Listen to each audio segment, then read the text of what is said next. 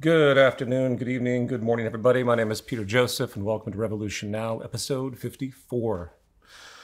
So, on the agenda for today, this is going to be another long one. First, I want to clarify some things regarding this collaborative post-capitalist parallel economy idea from the prior podcast called Integral. I received some feedback I wish to address, bringing up some important issues regarding the very idea of social change and transition. Then I'm going to spend some time reviewing the solutions section from a book by Jason Hickel called Less is More. It's a great book, but like many, it falls under the heading of what I call the anti-capitalist capitalists in a way, well-meaning folks in the activist community who see the flaws of the current system seeking change, but they don't actually attribute those flaws to its root construct, the origin point definition of capitalism itself. And hence they continue to support monetary market trade by extension, as if it's somehow separate from the definition of capitalism, which it is not. I will also expand upon the problem of relying solely on policy approaches toward relevant system change once again.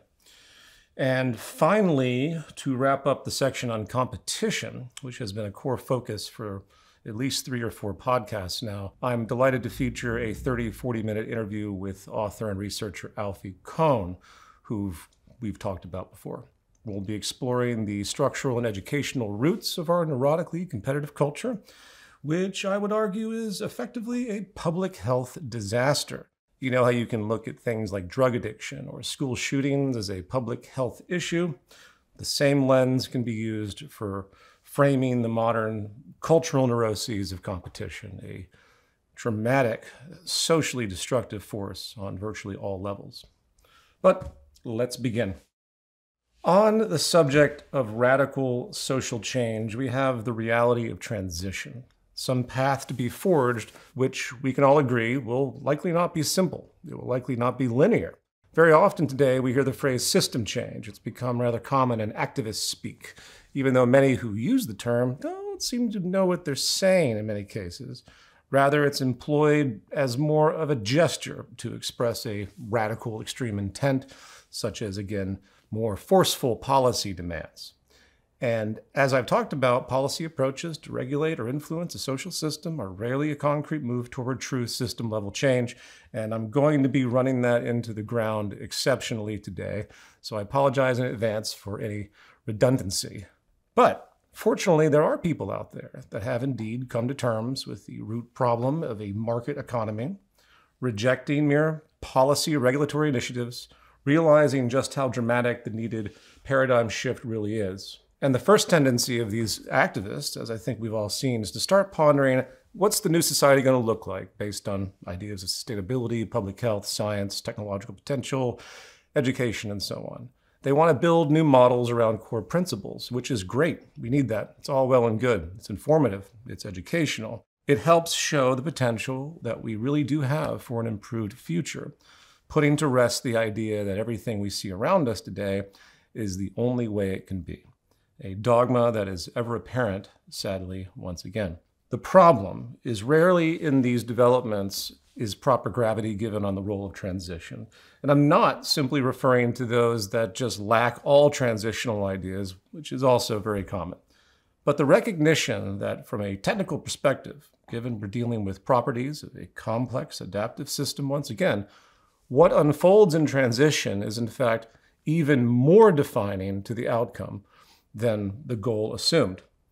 Any preconceived vision of a new model becomes almost secondary because what will define future change is going to be far more contingent upon what happens in the extreme complexity and indeterminacy of transition. This is why simple goals are important, especially at the beginning of development, and that's why I'm so focused on this integral parallel economy transition project.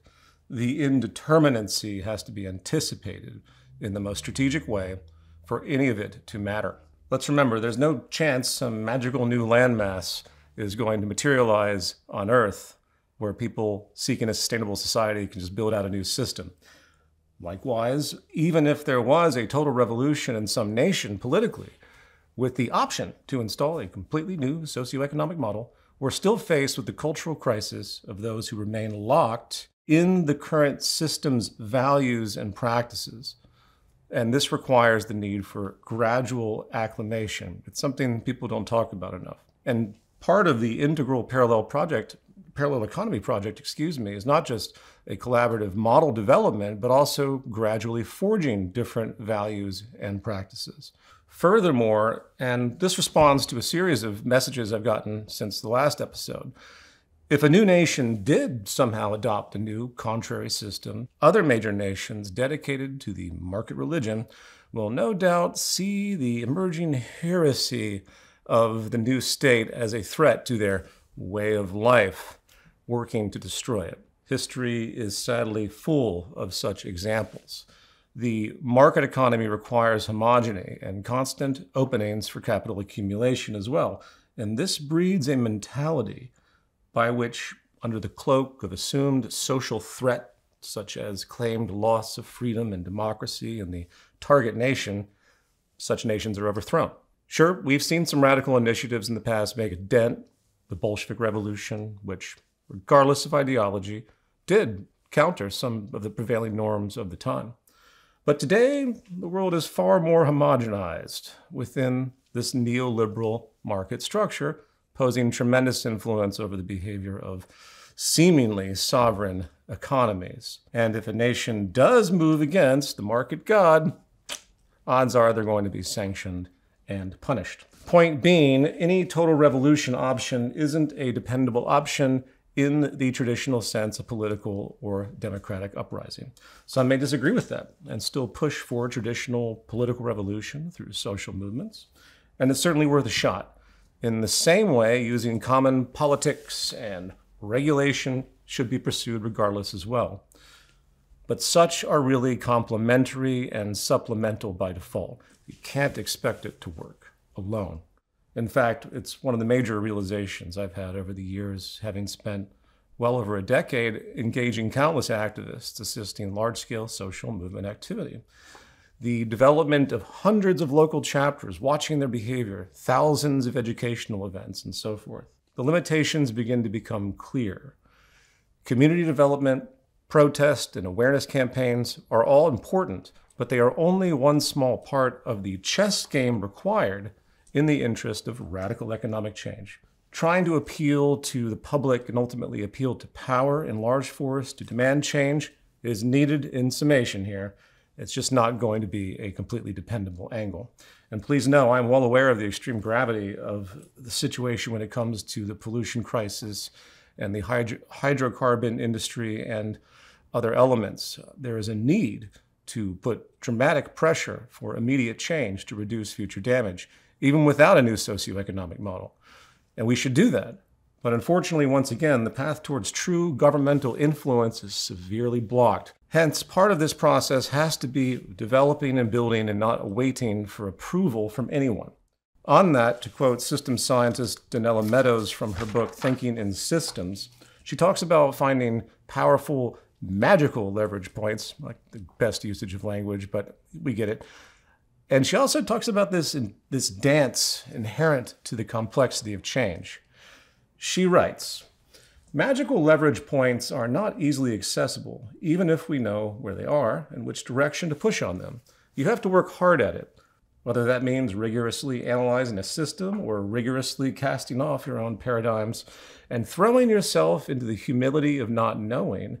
In the end, it seems that mastery has less to do with pushing leverage points than it does with strategically, profoundly, madly letting go and dancing with the system. So keep this idea of dancing with the system in mind, as it's an apt metaphor in the context of always needing to be adaptive and flexible as you approach complexity. And for those unfamiliar with the idea of leverage points, I do always recommend the work of Donella Meadows, who ranks interventions from relatively shallow, such as changing parameters like taxes and subsidies, to extremely deep, such as shifting the very goals of a system. The market system's resilience is amazing. It is extremely powerful in maintaining its dominance, not just because of some powerful elite that happens to sit at the top of the pyramid pulling strings, but because of endless feedback forces that keep it in place including the daily patterns of the public. Hence the conclusion that you have to go outside of the system to begin leveraging against it, working to extract economic actors, pulling them into a new system that by its very existence pushes the old system out of commission. And back to my core point here regarding the complexity of it all, whether in-system leverage points or out-system leverage points, there is strong indetermination when it comes to outcomes. For example, from an in-system perspective, consider the history of prohibition. Think about the attempt to outlaw alcohol in the United States years ago, which also applies to the modern-day war on drugs. Using the leverage point of legislation, hence what Meadows would call a rule change, to alter behavior of the population backfired in numerous ways and ultimately failed, notably giving birth to vast organized crime. Huge black markets emerged for alcohol, as everyone knows. Consequently, enormous corruption with the police and politicians that got kickbacks from the incredible amount of money that was being made by bootlegging, and so forth, was inevitable. Put another way, it generated a whole new set of feedback processes that reorganized the system of alcohol attainment with a very limited effect on the stated aims of the prohibition legislation. And obviously, as an aside, I can't stop myself. Trying to stop drug and alcohol consumption or abuse in society with prohibitory laws does not make anything better. It always makes things worse. Doesn't matter how many drug dealers you arrest or kill. It doesn't matter how many users you put in jail, money laundering banks you shut down, how many cops are busted or crops are destroyed or whatnot. It is only through access and tolerance and a common sense educational and treatment campaign and a value system of compassion such progress could emerge, getting to the root of drug use and alcohol addiction as a medical issue. Obviously not the scope of this podcast to talk about that particular subject, but let it be stated that as long as people profit off of the sale of personal numbing, escapism, and addiction, it will of course persist. Such leverage points of changing the rules through legislation fail and will always fail in this context, as it doesn't get to the root of anything. If you want to truly stop drug abuse, maybe we should start thinking about the stress of our social system, which has long enduring effects, as epidemiological study shows. And that manifests and snowballs into a spectrum of mental health disorders, including addiction, violence, and so on. And, since I'm on this tangent, don't forget the life-blind, system-level shadow incentive, as I call it, which seeks cyclical turnover by whatever means possible, rewarding it. Where all that money spent on prisons, police, rehab, legislation, and the like serve the system's internal strength, as commerce is the needed fuel of markets, and the more the better. The market system isn't about spending money, it's about moving money. And just like the engine of a car that needs constant power, market economics thrives on the movement of money, irrespective of what that movement is for. It benefits, in other words, by having a culture addicted to drugs and alcohol with hundreds of billions, if not trillions of dollars moved around each year as a result, spent on whatever relates to the problem. And sure, in this context, you do see some success with in-system leverage points through high taxation, price hikes, and warning labels, along with some general public health education, leading to, for example, a decline in recent years of cigarette smoking. But consider the amount of time it took for that shift to occur, with countless killed since smoking was popularized long ago through advertising. And why has it remained a cultural pattern? Because it had such high degrees of profit, any argument against it were buried by force of industry, aside from the highly addictive nature of it, making it self-perpetuating. In fact, it is the exact same model we see with social media, which is designed to be as addictive as possible. And while we are already learning about what social media has done to kids, it's not going to be until many, many, many years down the road that the reality of the damage truly becomes clear, because it's being obfuscated, it's obscured on purpose. Same for the hydrocarbon industry and that history. We're probably only about 15% into our transition toward renewable energy. Why? Because the immense profit structure and the infrastructure that refuses to change within it keeps it all in place, funded by massive lobbying campaigns and propaganda. Yet another reason, by the way, profit is a horrible incentive. They're life-blind incentives. Anyone who claims profit-seeking is the path to innovation and progress is simply viewing things in a deeply one-sided way. Okay, back on point here. The relevance of system change transition remains wildly underemphasized in the post-capitalist, post-scarcity community. We've seen all the famous inspiring quotes, such as Buckminster Fuller's, "You never change things by fighting the existing reality. To change something, build a new model that makes the existing model obsolete." And as great as that is, it's still rather platitudinal. You can build or theorize whatever models you want, and it might, in principle, make something obsolete. But that doesn't hold much weight until a path is carved to utilize that new model, firmly realizing the nature of that path. Likewise, since I'm already a tangent machine today, there's no such thing as productive collapse. Now, I used to believe in such an idea, that things must get worse and more unstable to inspire true revolutionary change. No. In truth, society is and has been in a state of collapse for some time. Having about 1 billion people starving with countless homeless in the industrialized wealthy nations is a form of collapse. Same with the litany of environmental crises that are clearly showing their trends and effects. There will never be a stage of capitalism where everything as we know it just ceases to function entirely, opening the door for a new model. System failure is a matter of degree. The problems we see tend to become normalized.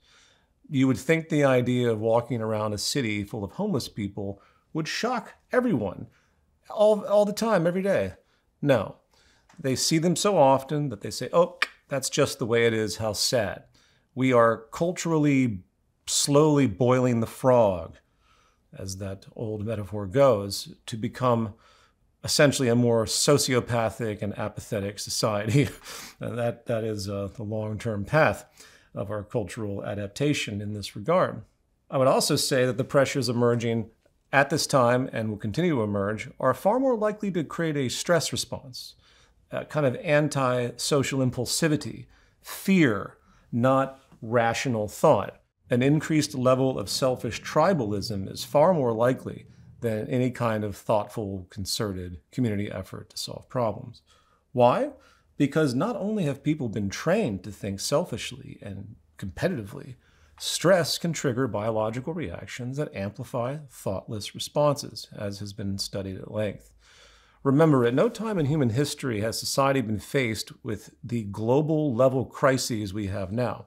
The walls are closing in environmentally, and I think it is improbable that our sick culture will suddenly galvanize in community spirit with a new vision for a more sustainable and stable system once things break down to that point. And I know in some of my earlier works, this concept was brought up, such as Zeitgeist Addendum with Jacques Fresco, but let's not assume anything like that now.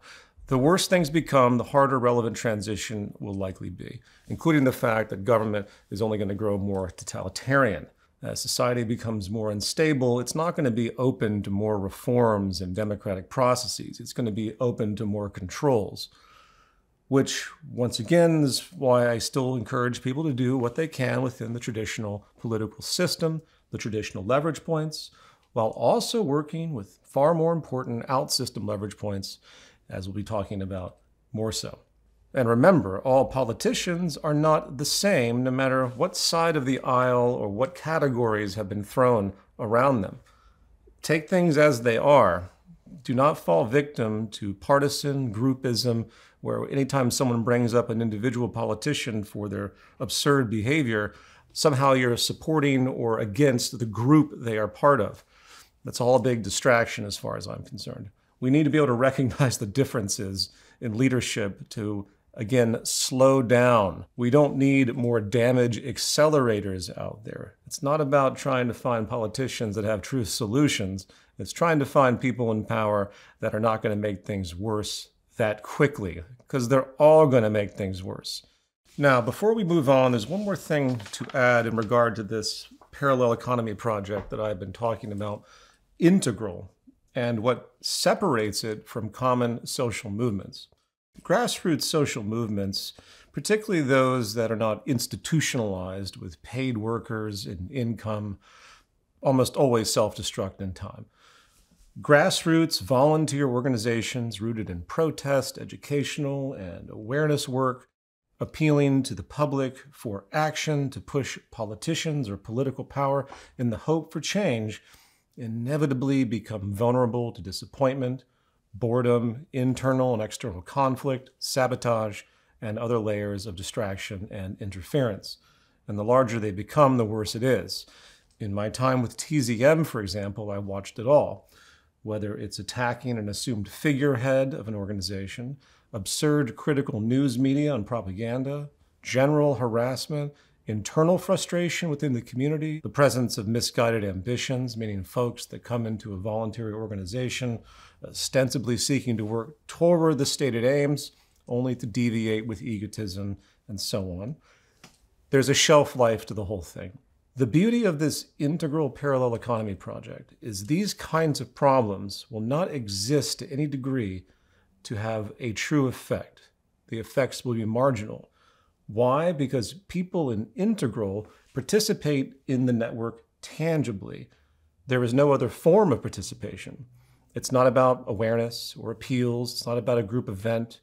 It's not about appealing to authority. Again, it is about the community building an infrastructure that people are motivated to join because it benefits them directly. No need for lectures or conferences, no need for debate on social media, no need for press liaisons or figureheads. You see, this is about doing, not talking, whether it's helping improve an open source software or design in general, actively engaging the working system materially as it grows, helping it scale, what have you.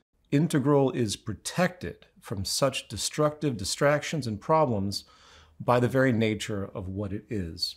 Obviously, people are going to attack whatever they don't like. They'll say, oh, this group is a cult. Oh, this is a slippery slope toward totalitarian socialism, and all the stuff that we've all heard before. But there's no effect to be had, because this isn't about a person, a group identity, or an ideology. It is about true, direct participation in the development of a physical network, not the dissemination of radical ideas. It's not political ideology versus political ideology. And the more strength this network gains, the less anyone will care about what others have to say anyway. And finally, on this point, I want to emphasize the power of no group identity, something I continue to remind people about. If you support ideas, it means you appreciate the ideas alone, not a person who promotes it or an association to some group, party, or whatever. All of that is gone. As most should know, I am vehemently opposed to groups. I'm anti-group on every level. All human group categorization is a social construct and destructive, period. And that includes identifying with social movements. We support and share a train of thought that binds people's shared interests, not the advancement of an abstracted organization or group. You see, what group identity does is give opposing entities leverage to poison the association. This goes back to intelligence agency work, psychological operations, counter-revolutionary operations. You see this stuff in the declassified documents with Dr. Martin Luther King Jr., Malcolm X, Stokely Carmichael. I'm sure even Gandhi was exposed to this kind of thing. It's almost intuitive, in fact, on the internet today, the way attacks work. Troll mentalities know that the way to ruin an idea is to debase assumed leadership and group identity. So not only do external people want to stay away from it, but they try to alienate the people inside of it to make them feel uncomfortable because they are now associated with something foreign and evil and weird and fringe. And of course, that speaks to larger narrative structures of propaganda that have been around for a long time. Depressingly, for those that follow the Israeli ethnic cleansing and colonial genocide of Gaza, now backed by the United States in full force, and of course the West Bank being next, Hamas and Palestine in general are not looked at as having any role in combating the oppression they've experienced with decades of apartheid, theft, murder, oppression, embargo, and endless human rights violations. The propaganda has been so successful on the part of the US and Israel, Palestinian identity as a whole has now been firmly associated to essentially terrorism. And the power of that narrative has allowed Israel to conduct and succeed at a level of violence and oppression that you would have hoped would have disappeared in the 18th century. But I won't belabor that one. Now, one more thing before we move on, aside from Integral's basis of doing, not talking, without the need for leadership or group identity, there's another kind of secret weapon built into this project. Its potential to help marginalized and economically oppressed people. Imagine that a community employs this network and it works as intended, and they're able to reduce local poverty with improved economic access without markets. Not only is that a wonderful thing, but it has power. How do you attack that? A politician, pundit, or whomever would be very crass to try and attack a non-government program that is actually helping alleviate problem. It would be ridiculous to work at ways to defund or to limit the ability of that kind of network to function as well. And this is why today common time bank structures and mutual aid networks are all legal across the world and generally respected. It's ethically preposterous for someone to argue against such non-government scarcity alleviation, right? How do you attack a soup kitchen feeding the poor? Is it evil socialism? Those games aren't going to fly. And this point speaks to those who raise concerns regarding government backlash against such transitional ideas. You know, why would the state not just make laws against something like Integral? Because firstly, on the surface, it would seem to support capitalism's resilience because it's reducing poverty stress as a seemingly complementary system. It's not really. It's a Trojan horse. The larger the network grows, the more it starts to override the market economy itself by design, not driven by force, but by people simply choosing to engage it over the old system. In fact, it's libertarian in that sense, because it's giving people freedom to choose. Well, if you're truly libertarian and you believe in the freedom to choose, as Milton Friedman's book was called, well, then you have the right to choose not to use the system of market economics if you want, and it sustains those philosophical principles. Now, shifting gears into the next section, I would like to affectionately address these anti-capitalist capitalists, people that claim to disagree with capitalism, calling themselves post-capitalist, socialist in whatever case, but it doesn't matter. They offer critiques of the current system, highlighting its problems, yet when they start to describe what needs to be changed, you realize they're not really going after the system itself. And ultimately, in many cases, not understanding that money and markets are actually what define capitalism. And hence, money and markets are at the root of the negative market externalities these people try to stop. And as an issue of semantics, I'm reminded that I should really, in my own language, use only the term market economy and drop the word capitalism because of this very tendency. But I think I've clarified my point a lot, such as in my book, The New Human Rights Movement. Really, the terms are synonymous. But let's step back. So what is capitalism? The Merriam-Webster Dictionary defines it as an economic system characterized by private ownership of capital goods, investments that are determined by private decision, and by prices, production, and the distribution of goods that are determined by competition in a free market. The truth of the matter is this basic definition is really only a snapshot of the emergent institutional and conceptual development of the system, meaning it's part of a larger pattern of development rooted in the most basic mechanics of market economics itself. Let's consider some history. We see trade, money, and markets as a shared economic feature in all large-scale economic practices going back to antiquity. Thousands of years ago, ancient Greece had open markets, money-based trade, private property, and the like. Even though there's variations to that, even though, for example, they had things like slavery, which many theorists argue simply can't be part of the capitalist mode of production, as capitalism is deemed to require voluntary labor exchange, like wage labor, meaning the buying and selling of labor power, not direct slavery coercion. And if you wish to be a Harvard graduate economist, this is what you're trained to believe, drawing lines that in truth do not exist.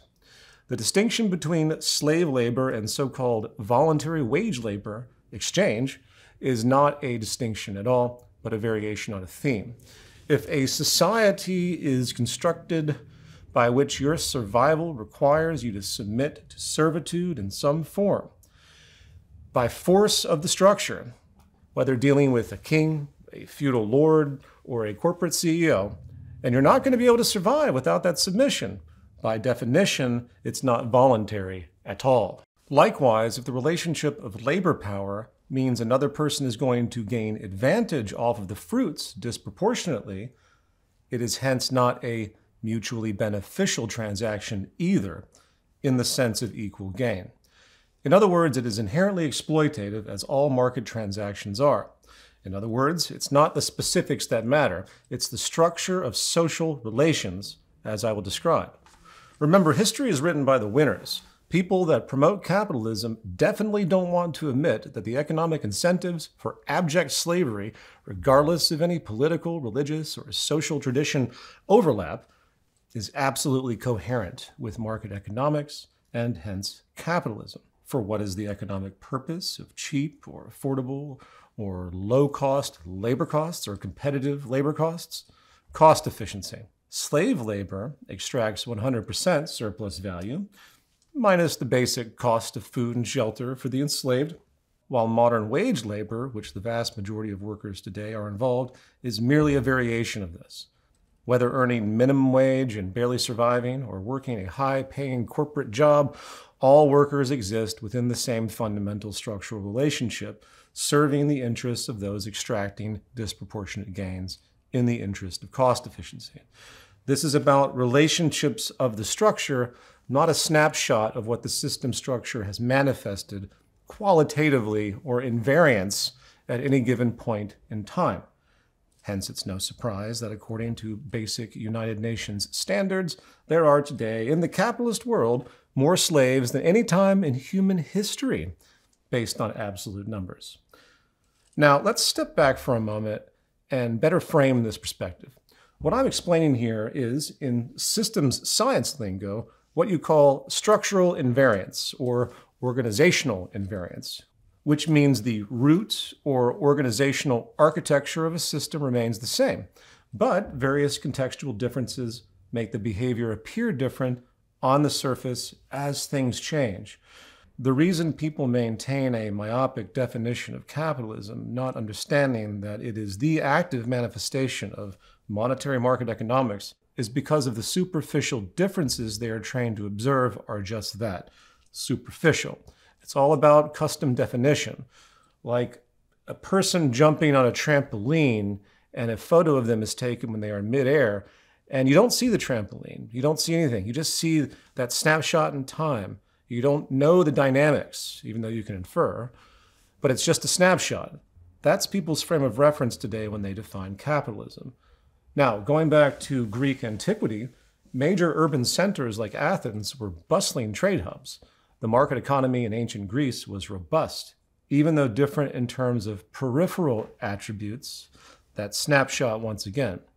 The main difference between the capitalism of ancient Greece and the capitalism of today was the degree of emergent adaptation, clouded within cultural factors. But the core system, the endogenous development of money and markets, it's there, and it makes those peripheral cultural influences far less meaningful than market theorists today would have you believe, as they try to box in some rigid definition of the capitalist mode of production. This is also what you could call a proto-capitalist perspective, if people want to research that, meaning an evolutionary perspective that links common threads of prior variations. Consider feudalism. Feudal structures, while different, still had the same embryonic elements, money, markets, merchant finance, which evolved into modern capitalism as we know it, including continuity of social relations once again, with dominant classes appropriating economic surplus. Again, the core difference between today and back then has to do with older cultural factors interwoven within this multi-stage adaptation of markets. The practice of monarchy and the powerful role of religion, for example, were both complementary and conflicting, depending on how you look at it, forging historical variations of the economic system one way or another. And there are certain erosions and amplifications that happen in this process over time as well. For example, in the age of feudal monarchy, obviously not everything was for sale. You had the divine right of kings owning vast domains, absent market dynamics. This element was indeed eroded out over time in most places on Earth today, and predictably so. Today, essentially everything is for sale, sanctioned or not, in the spirit of free enterprise. That's the new mode of thought on the globe. Why? Because the idea of having everything for sale is more coherent with the foundation of the market system in general. And the system has grown increasingly more dominant as time has gone on.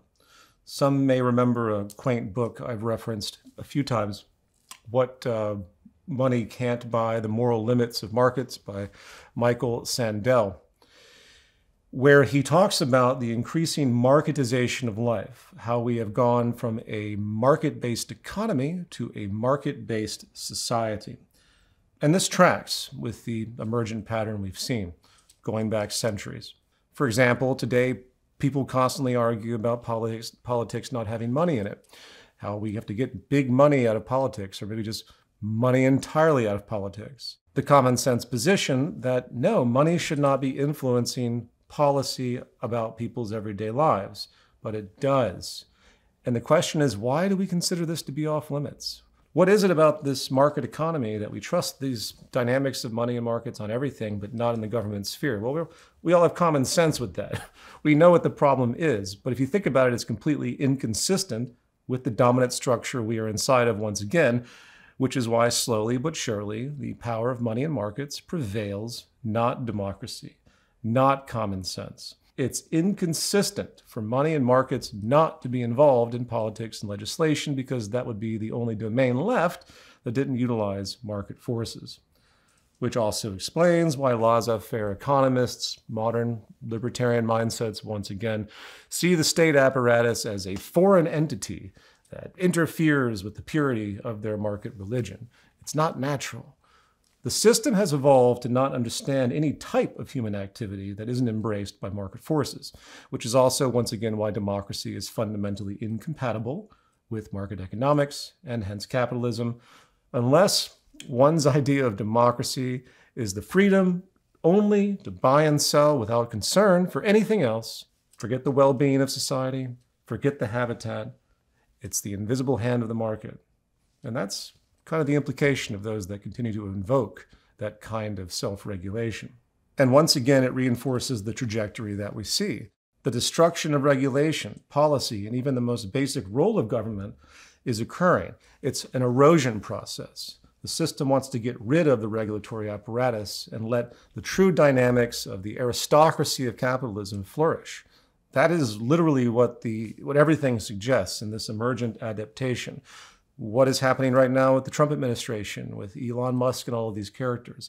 They are gutting the entire governmental system. It's all part of that general sensibility. They have other reasons, but it's all part of that general sensibility that government is this interference. It's not really democracy, it's something else. It's a very clever distinction, because if you're against government, you're against democracy itself by default. So the trend is clear to see. We're moving towards modern oligarchy, a modern adaptation, amplifying oligarchy, I should say. Rapid consolidation of power in the United States right now.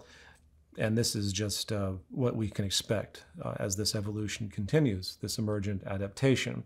It's not a side effect or a bastardization or an abomination that capitalism produces, oligarchs, monopoly, and highly anti-democratic features by extension. That is simply what the system does, in truth. Hence, back to my point, while we recognize that this capitalist mode of production has certain outstanding properties today, particularly the idea of free exchange, investment, capital accumulation, the buying and selling of production means, so-called free labor once again, and so forth, all of that was simply under the surface as a latent potential, if you will, as the system has evolved. For example, in the Middle Ages, as time went forward, feudal lords increasingly demanded monetary rents instead of in-kind labor. And in some cases, the peasants had to enter the market to sell produce or labor to obtain currency. This shows the adaptation. You start to see the bridging in that proto-capitalist perspective. And to complete this point, let me just break this down into the core adaptation properties, if you will, that I think, if anything, are at the root of people seeking change. I would reduce it all down to two basic problems that exist throughout the root structure: built-in exploitative human abuse and built-in infinite growth necessity, and hence environmental abuse, the consumption society.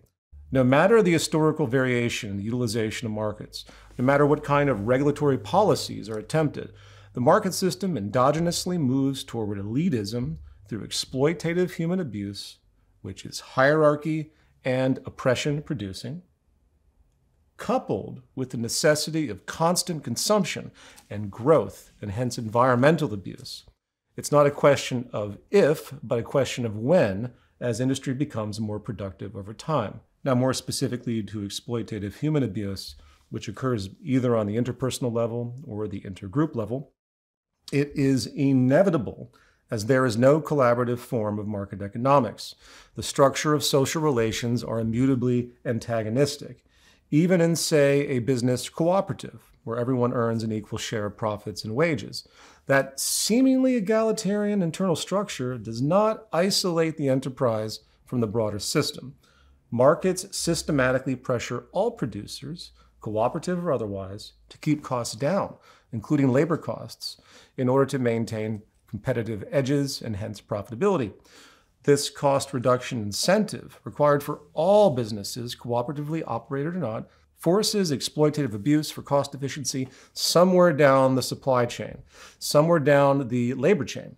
The only exception would be completely isolated cooperatives that employ, source, and produce from within a closed or semi-closed network, if we're talking about transition, that is not market-based at all, which, by the way, is exactly what the Integral project is designed to do, allowing for truly non-competitive cooperatives that network together without cost efficiency exploitation in the network alone, both on the level of resource access and labor access. And of course, I could say much more about that. Point being, market economics is underpinned by the need for surplus generation, and a defining factor generating that surplus is cost efficiency. It doesn't matter what permutation you come up with. This holds true in any type of economy that uses markets, because it's all about angling imbalance, if you will, hence the innate competitive nature, seeking weakness in exchange. Now, for the second shared attribute I listed, of all market-based economies, guaranteeing environmental decline, the system simply requires perpetual turnover and consumption. There is no other option. This is both obvious and profound. Nobody is ever going to sit back with any kind of market-based organization and be incentivized to want less people to buy their stuff and have less income coming in. I challenge anyone to come up with a market economics scenario, regardless of the period of time, where there is this system-level rewarded incentive to slow production and consumption. It doesn't exist because the root basis of the entire idea of market economics is the selling of labor to infuse with capital goods, to produce something to sell, which someone has to buy repeatedly for the cycle to remain stable. And hence, it is only through a non-market-based collaborative system a society can be allowed to relax and not be forced to produce just for the sake of producing, to keep money moving, and hence the market system afloat. Before we move on, since all of this has been said, let's now more accurately define this thing we call capitalism. Capitalism is the evolving institutional manifestation of market economics using a medium of exchange, money and price, endogenously leading to private ownership of production means, profit-seeking through required competition, expressing a condition of social relations rooted in dominance hierarchy, and a positive reinforcing feedback loop requiring infinite resource consumption. That's capitalism. And allow me to describe a little bit of that kind of developmental situational determinacy. If you took a group of people and dropped them on an island and set in motion the process of market trade using a medium of exchange and hence the creation of price values, etc., the first thing to realize is that the very idea of property, it's inherent, right? You can't have market trade without property. With the medium of exchange creating the bridge for that property exchange, and hence the invention of prices. Boom, the price mechanism. From there, the individual realizes the inherently competitive nature of the game that's been born, having to sell something to someone else repeatedly to survive. They must position themselves to reduce costs and maximize demands at every turn, no matter what level of economic engagement. That is just the logic of the game. A seller wants to get the most, while the buyer wants to pay the least. Doesn't matter if it's a piece of land, labor, an apple, etc. A competitive construct. And from that construct, new inferences emerge, including the rise of private ownership of the means of production, right? That can be a single person with a farm selling produce to his small town, or a massive corporation with a network of office buildings and factories. In fact, as an aside, there's no condition where there would be such a thing of true public ownership of the means of production in a market system, unless your definition is simply government control of industry. Government ownership is not synonymous with public ownership. In reality, government just becomes another business or company, a monopoly of sorts. The Soviet Union was not communist, it was state capitalism. Not only did the Soviet Union trade with other nations, just like all other capitalist nations of the time, making it literally the exact same in terms of economic relations on the global market level, its internal industries still used money, markets, wage labor, and the like, including surplus exploitation, which is the same as profit extraction, even though it was controlled. The Soviet Union set terms for these things, but the structure was still the same. The relationship between labor and capital still reflected a hierarchical structure and class antagonism in form, rather than workers collectively owning and managing industry, which never occurred. Nor could it, as long as markets were the foundation once again. And yes, I know some pro-communist purists will have lots to say about what a true, unrealized nature of actual communism should be and all of that stuff, but it doesn't matter here.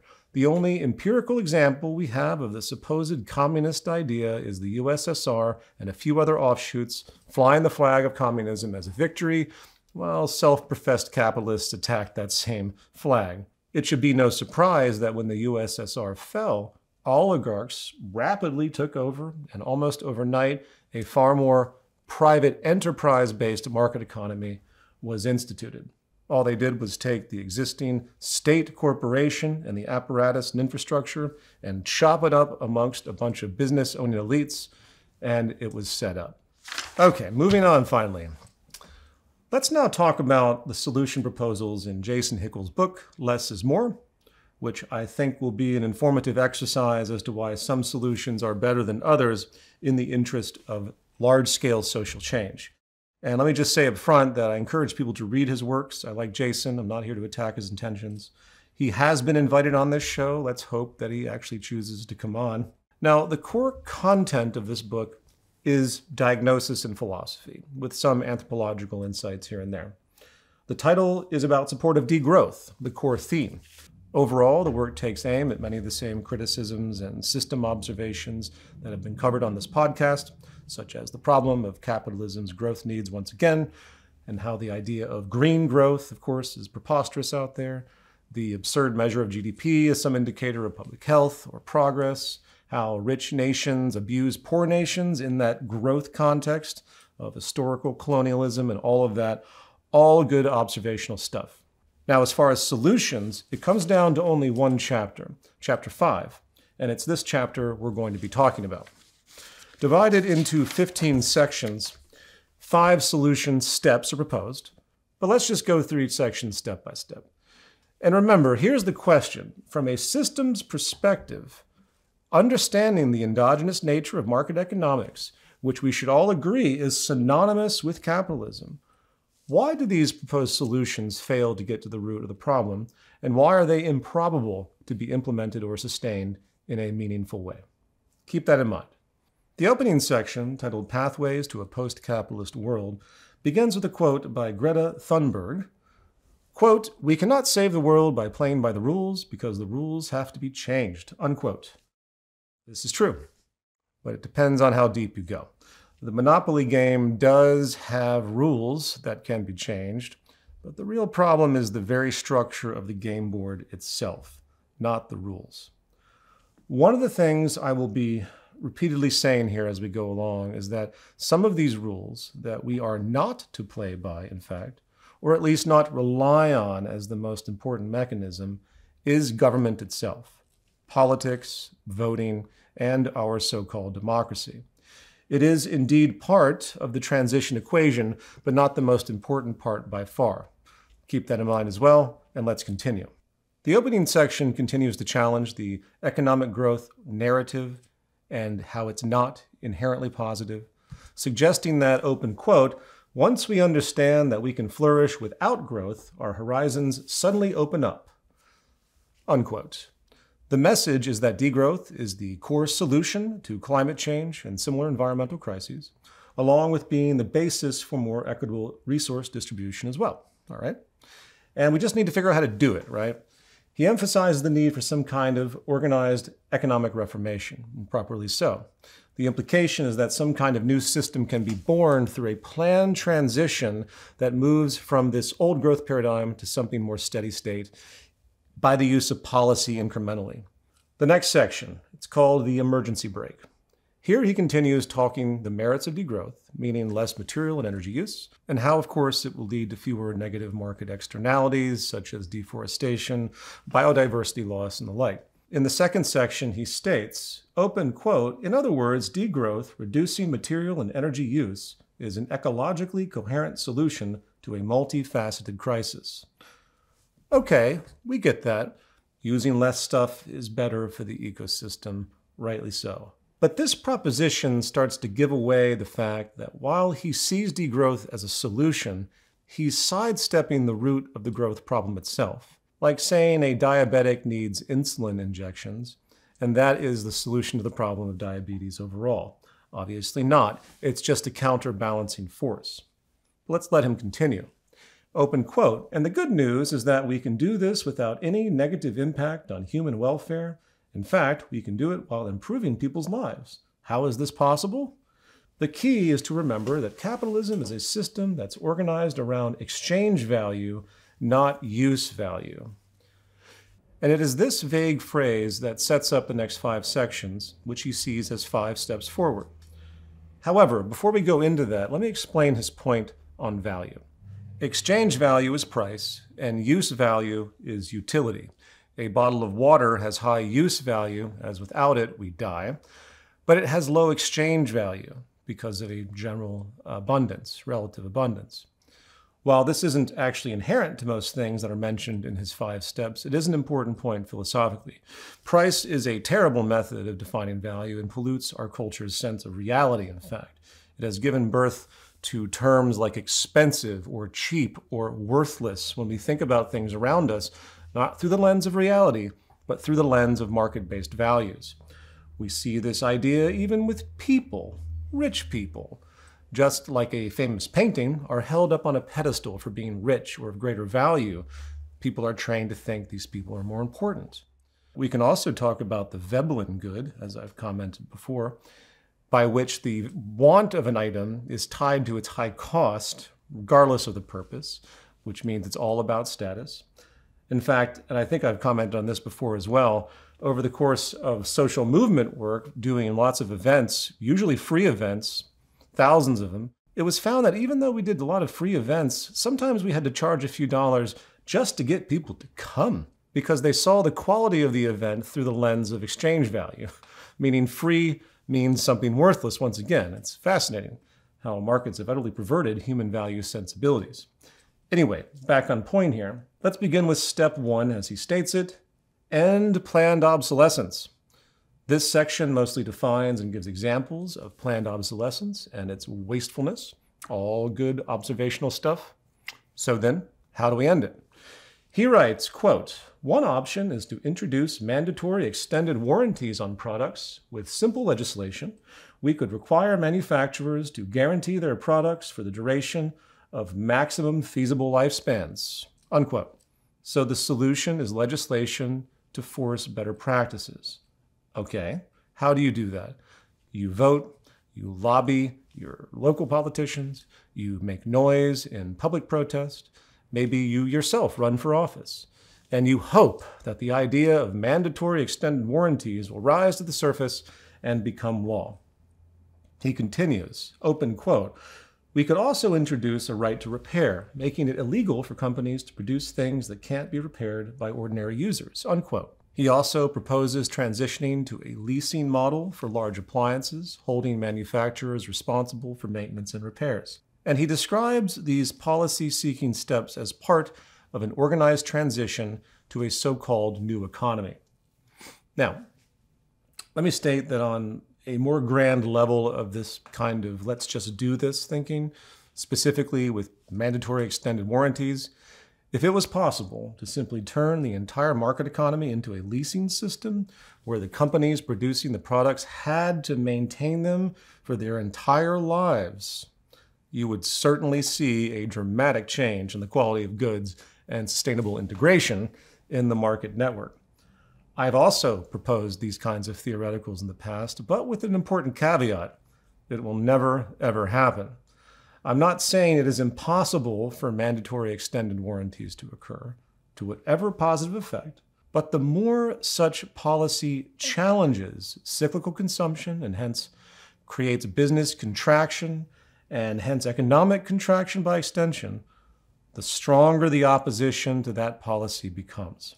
At the same time, if such policy was ever implemented, for it to work at all, many other downstream changes would be required to compensate for the loss of economic turnover, as a general rule, in order for it to even be remotely feasible, and that has to be taken into account.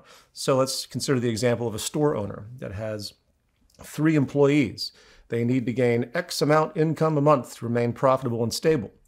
If a mandatory extended warranty occurred, it would result in increased costs, lowering profitability, which could lead to the firing of one employee to keep balance, to reduce costs once again. And if that pattern continued across multiple businesses, it would lead, of course, to unemployment in society. So what happens if this unemployment grows troublingly large?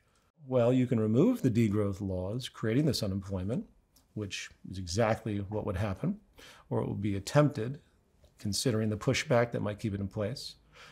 Or you're going to need to make more regulatory policy adjustments to compensate for the new problems created, meaning other legislation. The market economy itself cannot self-regulate to correct any of the problems that degrowth is going to foster. So you have to start creating multiple kinds of patches through legislation in the downstream effects. This could come in the form of forcing reduced wage work hours for individuals, spreading hours across more people. So instead of a person working 40 hours a week, 2 people now do the same job at 20 hours a week.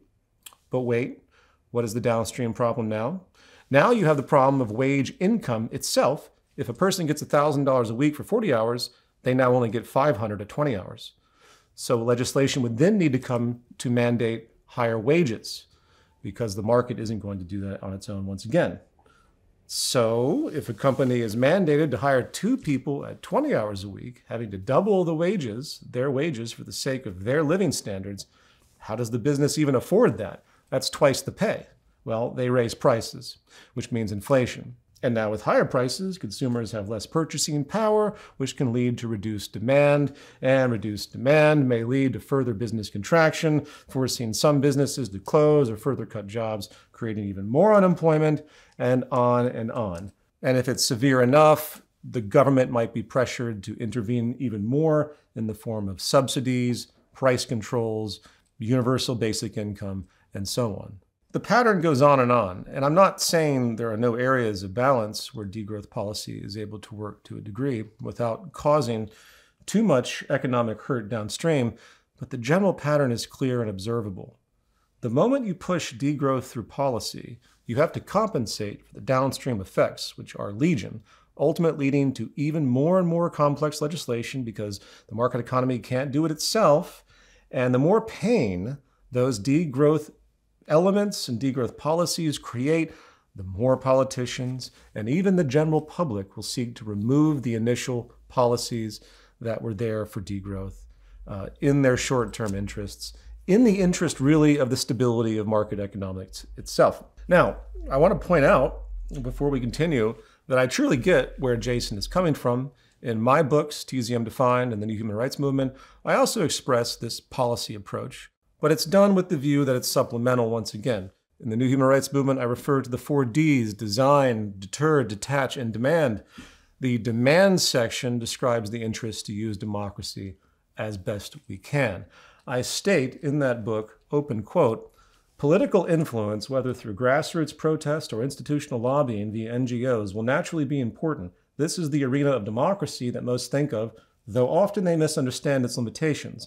Public appeals to directly reduce socioeconomic inequality and stop environmental degradation are always going to go against the grain within a market system which will resist every step. Regardless, we should constantly demand things such as universal basic income, maximum wage and wealth caps per person, government subsidies to incentivize cooperative businesses rather than hierarchical ones, universal standardization of good components by industry sector to reduce waste, and other socializing and income wealth equalizing means. Basic public health services, as common to Nordic countries, should also be pushed to ease social stress while larger strides are made. These are not solutions in and of themselves, but they will help." Closed quote. That stated, let's now go back to his section on planned obsolescence. First and most fundamentally, the incentive that creates planned obsolescence does not change. Planned obsolescence is a symptom of the system. Even if we eliminate some or all levels of planned obsolescence, the market system remains consumption-based, meaning extreme waste will occur by default in whatever other means, like a game of whack-a-mole. You cannot simply legislate away capitalism's built-in need for constant growth. If you want to stop all the waste and inefficiency, you have to stop the root mechanism that requires it, market trade itself. Second, since his proposal relies on legislation, it assumes that those who control economic policy, big business, share environmentally friendly ethical incentives. They do not. Market actors always have two conflicting roles in the system, doing what's morally right and doing what ensures short-term economic survival. Can it be outlawed or regulated? Technically, yes. Is it probable to work? No. In 2015, France became the only country I know of to enact such a law, and it's been enforced only a handful of times, I think maybe 3 or 4 times if I've checked the record right. Which makes sense because the true nature of planned obsolescence is far less planned. Consider a cheap vacuum cleaner made from inferior plastic parts. It's there for a demographic that's poor, right? You see it on Amazon. It will break quickly, and the company will change the model design rapidly, making old replaceable parts unavailable if they were ever available to begin with. If a company makes a cheap product that prematurely fails due to inferior materials, is that planned obsolescence? Unless there's an explicit memo saying, let's make this cheap so it breaks down faster, then no. Market economics itself guarantees that inferior materials will be used to create inferior products to reduce costs at all times because competition demands it. This is what I call in my work intrinsic obsolescence, and it's worse than planned obsolescence. It embraces planned obsolescence because it hides behind the guise of cost efficiency, which everyone practices. It is a de facto disposition. The landfills we see in the world today, full of broken goods, are mostly due to intrinsic obsolescence. Planned obsolescence is merely a more overt form of it, and the lines between them are deeply blurred. Apple has been sued for planned obsolescence. Remember Batterygate? What did Apple say? They claimed they were just implementing performance upgrades. They made some concessions to the public, but in reality, nothing changed. Tech companies in particular will always find an excuse. The bottom line is that such premature obsolescence is inherent to market economics. If you want to create sustainable goods, you cannot do it within the market system because its competitive, profit-seeking, scarcity-driven foundation requires constant turnover. Put another way, it's not just about one company getting more purchases. The total system is driven by the need for obsolescence. Whether it is a car company or a cell phone company, they unify in this common drive toward constant economic turnover, consumption, and growth. In fact, I will invoke the idea of the shadow incentive once again. The system needs inefficiency, and the more the better. In the same way, people who smoke cigarettes financially support the tobacco companies initially, and then when they get lung cancer, they move to financially supporting the medical industry. You see the network connection? The system is based on needing more and more problems to service, and even though France has tried this with little success, due again to the narrow nature of the perspective, awareness of this problem still goes back 100 years. And if you haven't seen serious legislation against this by now, odds are you never will, for all the reasons described. Anything that reduces the flow of money through trade, reducing consumption and growth, will be met with vast resistance on many, many levels. That said, moving on to step 2, cut advertising. This section is about the reality of advertising, its manipulative nature, gives some history, and denotes its obvious role in promoting unnecessary consumption. He makes a point about fast fashion, cheap clothing, a serious problem, and how proper regulations against fast fashion could theoretically cut textile output by up to 80%, and so on.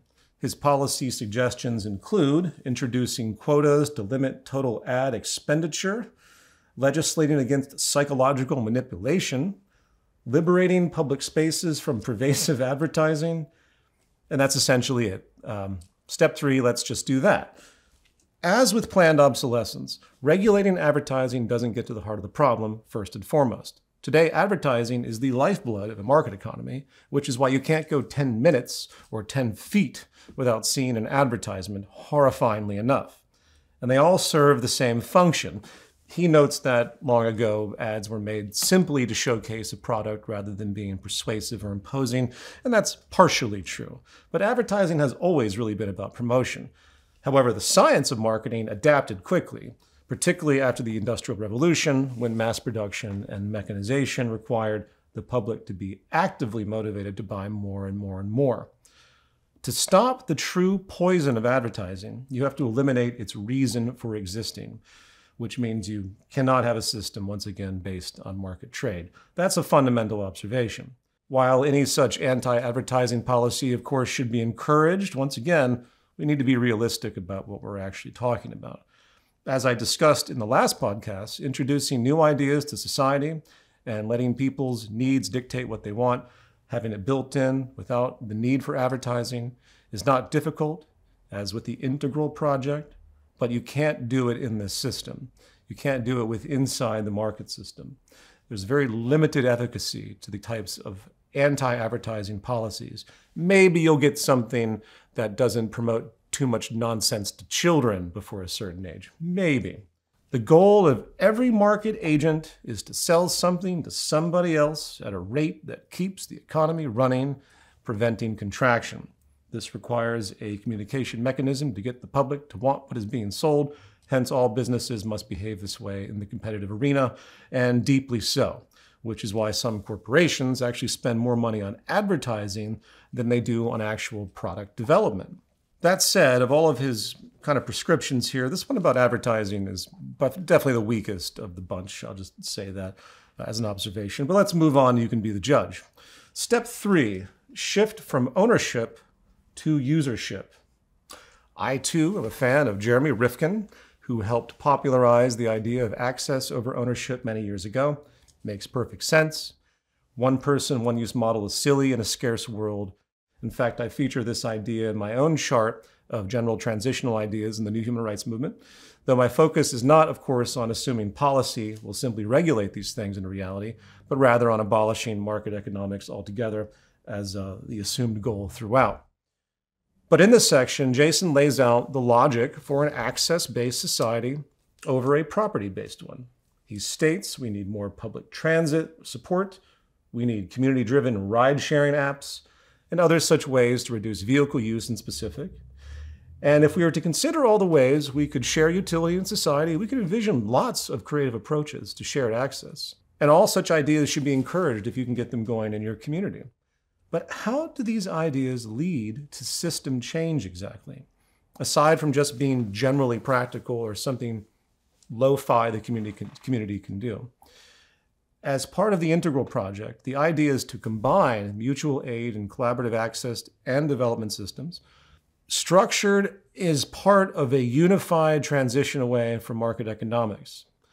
Not isolated, scattered incentives people do without connection. The unifying element is just so critical. Structure is important, but as before, I agree with the sentiment of his proposal, the basic rationale, but I disagree with its assumed efficacy. It's just so vague. It's not strategic in any particular way, which we really need. But let's keep going. Step 4, end food waste. This section outlines statistics and the scale of mass food waste, which is huge, and it is concluded once again that we just need to legislate against it. And of course, to simply say we need to end food waste is like saying, well, we need to end poverty, discounting the systemic causes producing the problem in the first place, and of course the inherent hurdles required if you attempted to do anything like that, which are more important than the idea of the resolution, once again, in terms of transition. Remember, the feedback loops linked to required economic growth and, of course, business power over the state provides very low probability of this kind of policy change occurring. In fact, let me put it this way. Imagine someone says, we can end scarcity of rare earth metals by mining an asteroid in space that has an abundance. But the asteroid is 1 billion miles away. See my point? We have to have a path for the assumed pragmatic goal to be real. It's easy to say something can be done, and sure, there are a few instances where legislation against food waste has been attempted in different countries. 2 very weak outcomes, I will add, but it has occurred. We haven't seen much improvement in decades. But the transition to get to that end ignores the feedback processes born from the system, built into the psychology of the winners of the capitalist game, who have more power than the public in almost all cases. And please understand, I'm not sitting here poking holes just for the sake of it, but to simply declare we need to end food waste now and how great that would be with no approach doesn't help anything. Of course everyone wants to end food waste. Of course most people want to end all sorts of negative market externalities out there. And just to say we're going to legislate and do it kind of assumed no one has thought about legislating and doing it before? Because I can assure you they have. Let's move on. Step 5, scale down ecologically destructive industries. In this section, he explains how some industries are harmful and disproportionately so, providing some statistics and chains of causality. He then suggests more policies, such as ending subsidies for beef farmers in high-income countries, implementing a tax on red meat to curtail emissions, providing public health benefits while lowering medical costs, and other ideas. He also talks about the need to establish a pattern for industrial downsizing, shift supply chains, use democratic means to decide which industries should be prioritized, separate essential industries from superfluous ones, and cap resources and consumption at current levels, and so forth. Great. These are all fantastic goals. But why stop there? We could go down the line with hundreds more equally valid proposals to scale down ecologically destructive industries.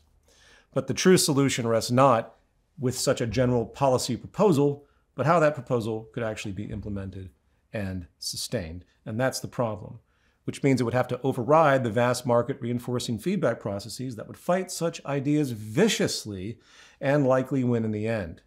Simply saying this is what should be done sidesteps the system-preserving feedback processes that will inevitably kick into gear to remove those hindrances so the market can be free once again. This is the empirical pattern. I'm not just making this up, which is why we have conservative factions today in the US working to undo the most basic regulatory stuff that FDR did almost 100 years ago upon the Great Depression that have remained with us for the sake of social stability, such as retirement issues and labor security and fighting abuse in so many different arenas with respect to labor, unions, of course. People are still trying to erode those ideas because of this very tendency. Now we are on to the next section after his 5 steps, called What About Jobs? He starts, open quote, Now here's where things start to get tricky. The policies I've suggested above are likely to reduce total industrial production, but as products last longer, as we shift to sharing things, and as we slash food waste and scale down fast fashion, employment in these industries will decline and jobs will disappear across the supply chains. Closed quote, obviously he's referring to this general issue of unemployment due to degrowth. And firstly, as a literary technique, I'm a little turned off by how he just assumes these 5 steps are now a success to whatever degree. And now we're on to the next problem of consequential unemployment, even though he probably doesn't mean to approach it this linearly, because as I said earlier, it's all going to happen at once. But I have to reiterate that, I'm sorry, those 5 steps are not only vague, they are some of the most difficult policy measures you could ever push forward against the system and forces inherent to market economics.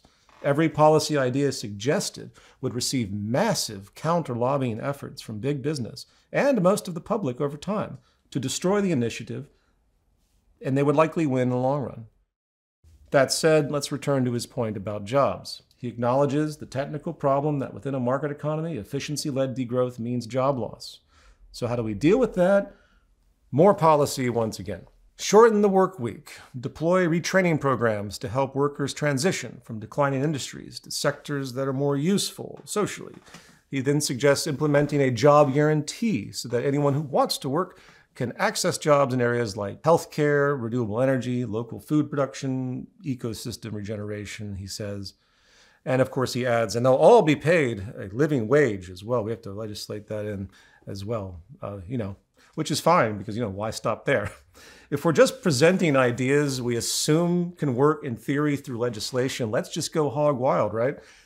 Now, there is other good observations here, about mentioning classical economist John Maynard Keynes predicting a 15-hour work week long ago because of increased efficiency, something you'll notice we are nowhere near achieving today, despite the abstracted proposals of people like Bernie Sanders in the United States and others that have proposed shorter work weeks.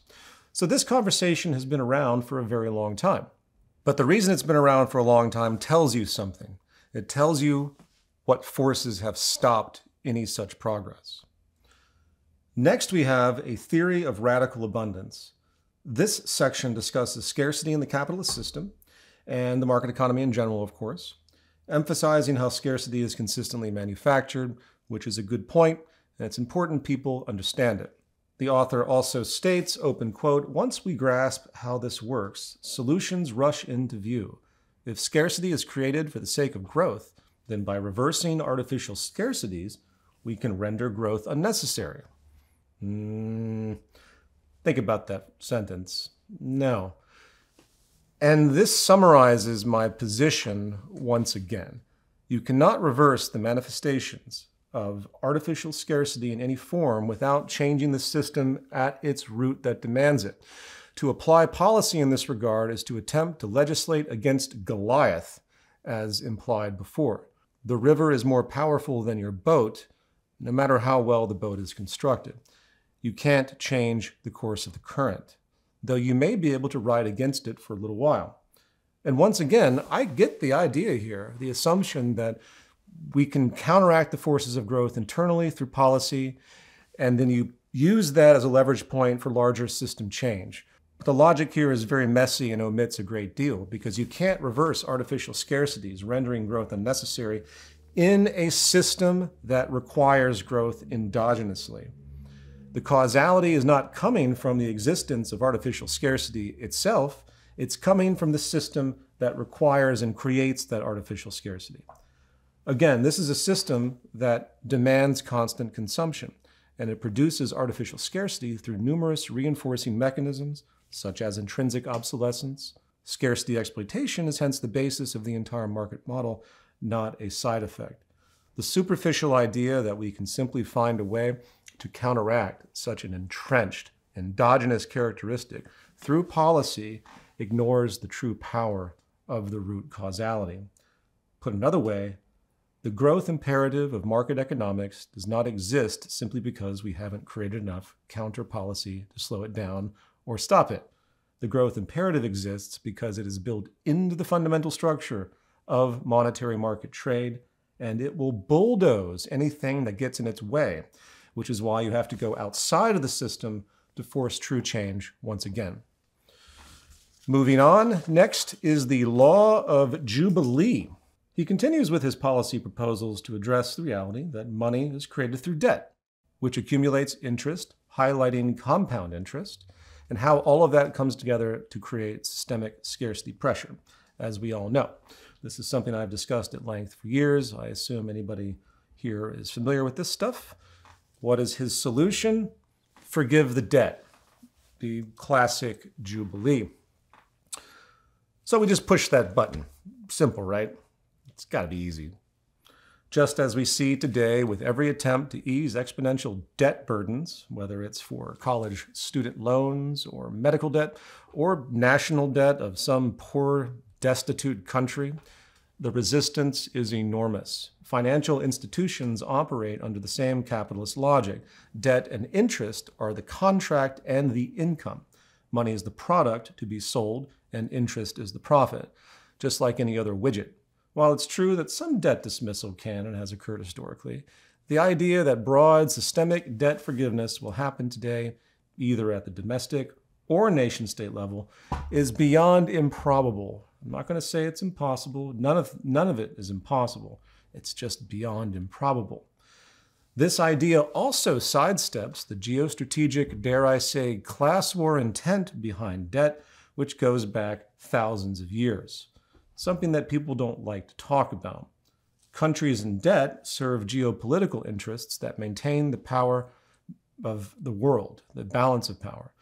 Debt is not just a monetary issue, it is a leverage mechanism for control. It is and has been part of the economic warfare methodology of large countries for a very long time, just as aid-providing institutions are as well from a different angle. The same applies to the general population and serves a very important role in maintaining power and balance in class relationships.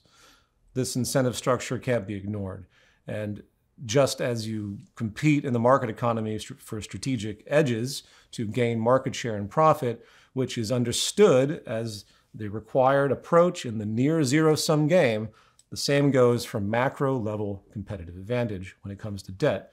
And some could call this conspiratorial, but the balance of power in the world hinges in part on the obligations imposed through debt on the macro and micro scale. That is the observable element. You say it's causality all you want. You can say that people don't think about this, and they don't have to think about it because it happens on its own. But people are conscious of it in power. In the same way, a loan shark operates in the mafia.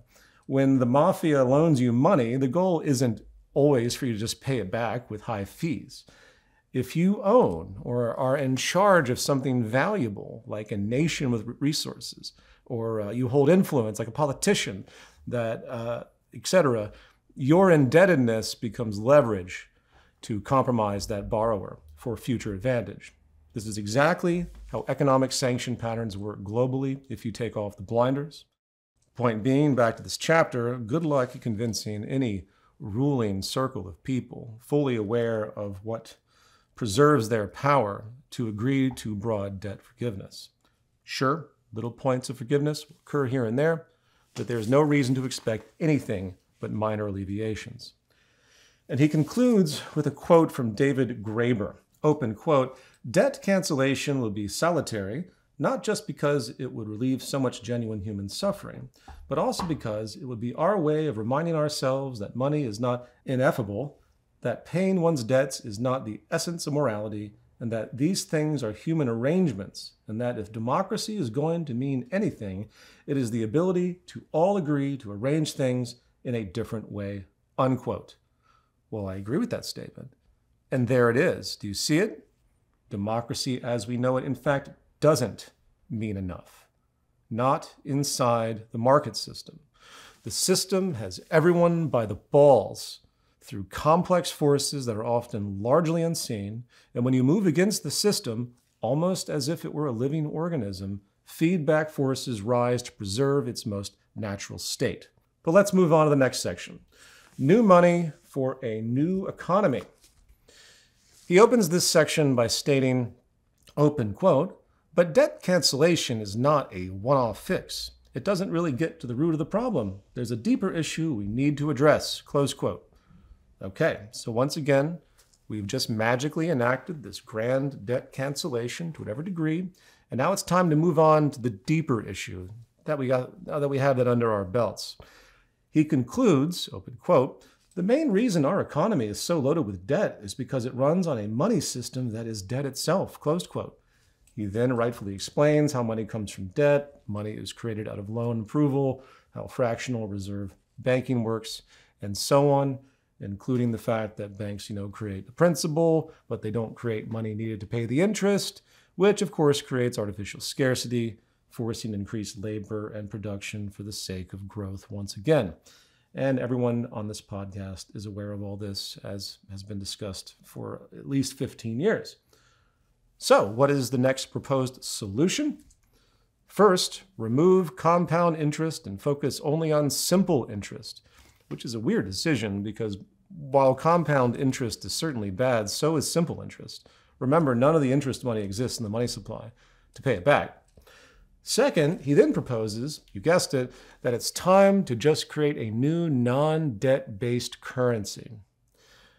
Now, it is true, even though very few and far between, there have been historical proposals for currencies that are not based on debt, such as the organization today, Positive Money. What is positive money? It proposes a transition from a debt-based monetary system to a public monetary system where the state, not private banks, create new money. So the government simply creates their own sovereign money to start. And as far as citizens, well, it's a little vague in the data that I've read of theirs, but basically the public can get the money without commercial bank loans, which today, of course, creates well over 90% of all the money in circulation through commercial loans.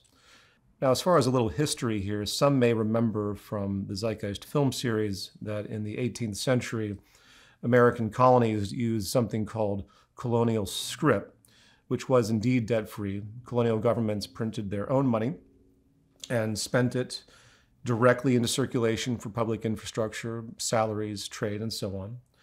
It was not backed by gold or silver and was issued without debt once again. Then British authorities banned colonial scrip in 1764 with the Currency Act, which forced colonies back into a gold-backed, debt-based system controlled by the British. And many historians still argue that the suppression of that money was a major factor leading to the American Revolution. But the central flaw was still there. While the money was created by the government debt-free, it still produced debt in the public sphere as the equivalent of commercial banks existed to loan that money back out at interest. And once you introduce interest charges, the balance is gone, as the money to pay the interest doesn't exist in total money supply. All they can do is make more money to cover future debt as a general trajectory. I point that out because it is also the same problem with Bitcoin and cryptocurrency, as I talked about on the last podcast. Money is still a product to be sold through loans, and profit is going to be expected, hence the interest fee. The positive money people see this, and that's why they post theoreticals to get average people money without commercial bank loans. All of this is to say that the state producing sovereign, non-debt-based money is just one level. You have to remove the entire infrastructure of selling loans to people with the profit interest as well. If the true goal is to remove the burden of debt in society, you have to alter the entire financial structure, not just the nature of money itself. And I think Jason knows this, but this section really leaves out all required detail to have any meaning. I mean, sure, we can just nationalize the entire network of private banks, force them to make non-interest loans and abolish the Federal Reserve or any central bank, bringing sovereign money back to the states or to the country at large. But to just say that ignores the enormous political, financial, and business power that has every incentive to keep that system intact. It's the belly of the beast, in fact. In the end, it's not altering the nature of money that will lead to solutions. It's removing money itself and the needed medium of exchange in the market network, and hence the removal of the market economy itself. There's no way around it. I know it seems like I'm throwing the baby out with the bathwater, but there's no in between. There are too many downstream chain reactions that will destroy the policies that attempt to do these counter-market efforts. And I can hear the disdain right now from people that are sort of just superficially watching this. They're like, hey, Peter, you're criticizing people for requesting things that you feel are outlandish in proposal, yet here you are making the most massive change proposal of all. And this is just really true, but the difference is in the nature of what will actually work as a point of activism. I don't propose relying solely on policy to step forward into a sustainable economy. I propose that we cannot trust policy as a legitimate form of leverage, and you must build out new systems at the same time as the core leverage point for economic change, not just trying to alter the old system in a step-by-step gradual way to arrive at some new structure. It's going to take a combination of pressures, so I don't dismiss this outright. I'm just saying it's completely minimal compared to the efforts that are required to really get things done. Okay, and the next section is called a post-capitalist imaginary, where he assures the reader that all of this doesn't have to be painful, and that even though he doesn't really know how to get there, we can find a way through social movement. He states, open quote, "No one can give us a simple recipe for a post-capitalist economy. Ultimately, it has to be a collective project. All I've done here is offer a few possibilities that I hope will nourish the imagination. As for how to make it happen, that will require a movement, as with every struggle for social and ecological justice in history." And that's true. And I'm glad he states this concession. It makes me feel better to know that he realizes what he's doing in these proposals, even though they are thoroughly disappointing. Again, gesturally, they're great. This conversation is hard, but we have to have it, and it has to go beyond these policy prescriptions. You give me a piece of paper and a pencil, and I can tell you exactly how we can use policy to solve anything. I could write out a plan to solve global poverty tomorrow. Doesn't mean it's going to happen. It's not enough to simply abstract solutions on paper. And if you're like me, the more you see this kind of thing, the more irritating it becomes, because it's the ultimate end of all of these books, including like myself, because I've been vague at times too. It's the end of this, all of this diagnosis you see like, oh, they're so on point. Say Kate Raworth in Donut Economics. She does precisely the same thing. Millions of people look at these social change books, and they're being perpetually reinforced with the idea that it's all up to the basic roots of democracy to get it done through the channels that we've established. And I'm here to say no, that's not going to happen. And I don't say that to be radical or to separate myself or to sound cool. I say that because that's the fucking reality of it. And if you step back and look at it all with an objective eye, you'll see the exact same thing. And it's all empirically clear. Numerous social movements have created change. You look closely at those changes, they've been far more accommodating by power than they have actually modulating the system into something completely different. And MLK knew that. That's why his poverty movement was so important to him before he was assassinated. And he has many quotes about all of this civil rights work, he says. He's like, you know, we've done all this, we've got voting rights and so forth for blacks in America. But you know what? I feel very empty, I'm paraphrasing. Because if we don't go after this economic thing, then all of this is really of minimal proportions, of minimal consequence. Which now brings us to the final closing section of his work, which again I recommend, titled The Power of Democracy, which he knows he has to address. He begins this section by recalling a 2014 study called Cooperating with the Future, which featured an abstracted game that, in his view, proves that with proper democracy, sustainable decisions can override selfish or unsustainable ones. The study introduces this intergenerational goods game, which is an experimental game modeled outside of market dynamics, examining how individuals make decisions affecting future generations with respect to resource abstraction and so on. The game modeled a common resource pool, which is important to note, rather than a privately owned or traded commodity. And there were no supply and demand dynamics. There's no price mechanism. There's no competition amongst players for the resources in that kind of network investment. There's no profit maximization. It's far more minimal and experimental. And it was a kind of governance or policy setting simulation than anything else. And while it's pleasant to see that the study concluded that we can have more sustainable outcomes in the right democratic climate as opposed to individuals making selfish decisions alone, you have to cringe at what it omits. Market dynamics are the problem. Remember, society is producing outcomes that no one actually intends on the whole. And what we call democracy is subservient to market forces, provably so, as a matter of structure. And Jason goes on, and he points out this fact, but still not really understanding the immutable nature of it. He states, open quote, elites have managed to capture our democratic systems. We can see this particularly clearly in the United States, where corporations have the right to spend unlimited amounts of money on political advertising, and where there are few restrictions on donations to political parties. Closed quote. He continues, open quote, one of the reasons we're staring down the barrel of an ecological crisis right now is because our political systems have been completely corrupted, closed quote. And finally, he concludes, open quote, the journey to a post-capitalist economy begins with the most basic act of democracy, closed quote.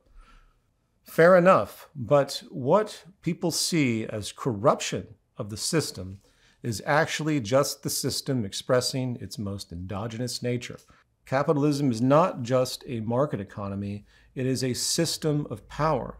And what we call political corruption is simply a cultural perspective, a lens that's moral, not the truth of what the system is and does.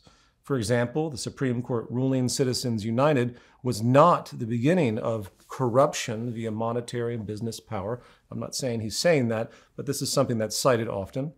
It was an extension of it, resolving towards a system where everything is for sale, including democracy once again. Democracy and market economics have no compatibility on any fundamental level by any stretch of the imagination. They are diametrically opposed.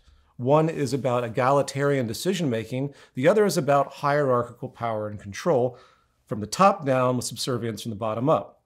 It is a mass delusion driven by culturally codified limits of debate. There is no country on earth that organizes its social laws and overall politics through true democracy. It doesn't exist. We just call it these things. Money and business are the root forces fundamentally, regardless of how people wish to look the other way and pretend it's an anomaly, it's corruption. No, it's only corruption in our value system. It's not corruption on the system level of expression. It is business as usual.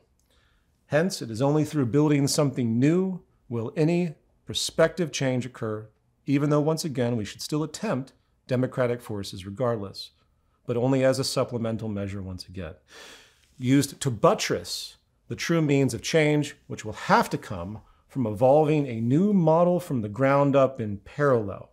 That has to happen. The model has to be shown, it has to be exemplified, and we have to account for the complexity of a transition. And I'm going to stop there, and we are going to now transition into the interview with Alfie Kohn. And it's my pleasure now to welcome to the program Alfie Kohn. He is the author of 14 books to date, centered around human behavior, education, and parenting. But today we're going to home in on a very specific subject, notably expressed in his book titled No Contest, The Case Against Competition. Alfie, thank you so much for taking the time today. We really appreciate it. Glad to be here. And let me start by pointing out this sort of cultural phenomenon that from the nature of the educational system to most recreational games or sports, to the very structure and incentives of the global economy, this expression of competition is absolutely ubiquitous out there. And one of the things that seems to hold all this together is a series of narratives, a series of stories that we've been told about the supposed value of this winners versus losers antagonism. Would you mind giving a kind of overview of those established narratives? Well, I organized the book along the lines of several myths that we're raised with, to the point that we don't even recognize them as myths, or for that matter, even narratives, and come to believe it's just an accurate perception of life itself, which is, it's a dog-eat-dog world out there. Or given how we teach that even to tiny children, we could say a doggy-eat-doggy world out there, that competition is just part of human nature. so there's nothing we can do about it. It's more productive. People are motivated to do their best when they're set against others, so the goal becomes victory. Competition builds character, and so on. I should be clear that when you look at a given task, there's really three ways you can go about it. One way is to compete so that I can succeed only if you fail, which I call mutually exclusive goal attainment, which is a fancy term that means I succeed only if you fail. Another possibility, of course, is I succeed regardless of what the hell you do, which is a more individualistic arrangement. And then the third possibility is I succeed only if you succeed too. We sink or swim together, which is a formally cooperative arrangement. So I want to make that clear that there's three alternatives, whether we're talking about workplace or classroom or the kids or adults, because step one, I argue, should be at least moving to an individualistic approach, which is not particularly friendly or neighborly, but at least much less destructive than competition, so that at least we're not required to interfere with each other's performance. You can make a given environment non-competitive. Step two, in many cases, would be to make it affirmatively cooperative. But there is that intermediate step as well. And going back to these kind of myths, once again, you've done such tremendous research on the social study, the evidence-based scientific study. And can you give some examples of some of these core contradictions you see between, again, these myths and what the science actually says when it comes to the fruits or lack thereof of competition? Well, when I went into this project, I was already convinced that competition was not great for our psychological health. That if we have to spend our lives trying to defeat others and fend off others who are trying to defeat us, this is not going to be great for the way we feel about ourselves and our sense of balance in the world. And the research proved that correct.